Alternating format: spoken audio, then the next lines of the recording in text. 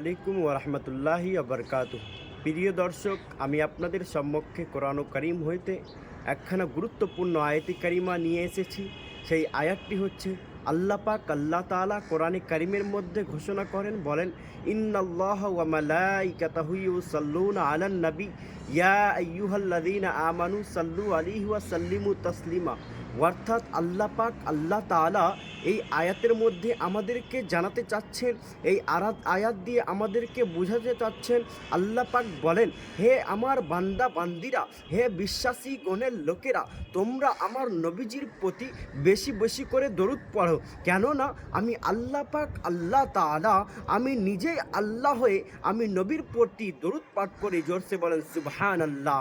প্রিয় দর্শক, শুধু আল্লাহ পাক আল্লাহ তাআলাই নয়, বরং আল্লাহর ফারিস্তারা, যত ফারিস্তা রয়েছে সমস্ত ফারিস্তারা আমার নবীজির প্রতি দরুদ পাঠ করছে। জোরসে বলেন সুবহানাল্লাহ।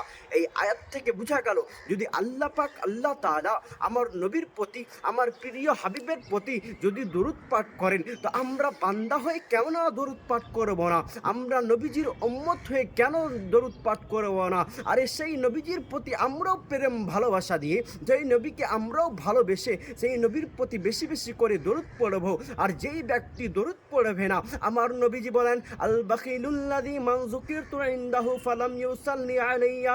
অর্থাৎ আমার নবী করিম সাল্লাল্লাহু তাআলা আলাইহি ওয়াসাল্লাম বলেন, আমার উম্মতের মধ্যে সেই উম্মতটা সবথেকে বেশি কৃপণ ব্যক্তি, সবথেকে বেশি চিপ্পুস ব্যক্তি, সবথেকে বেশি কৃপণ ব্যক্তি, যেই ব্যক্তির কাছে আমি নবীজির নাম নেওয়া হয়, আমি নবীজির জিক্র আজকার করা হয়, এবং আমার নাম শোনার পরে আমার সেই উম্মতটা আমার প্রতি দরুদ পাঠ করে না, আমি নবীজির কাছে সেই ব্যক্তিটা সব থেকে কৃপণ ব্যক্তি, চিপ্পুস ব্যক্তি। জোরসে বলেন সুবহানাল্লাহ।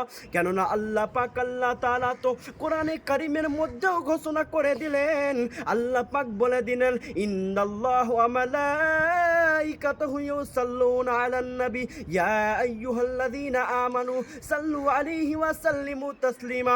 আল্লাহ পাক বলে, হে আমার বান্দা বান্দিরা, হে নবীজির উম্মত উম্মতিরা, ও নবীজির কলিজার টুকরারা, মায়ার টুকরারা, আমি আল্লাহ পাক আল্লাহ তাআলা আমার নবীজির প্রতি, আমার হাবিবের প্রতি দরুদ পাঠ করি। তোমরাও আমার নবীর প্রতি বেশি বেশি করে দরুদ পাঠ করো। জোরসে বলেন সুবহানাল্লাহ।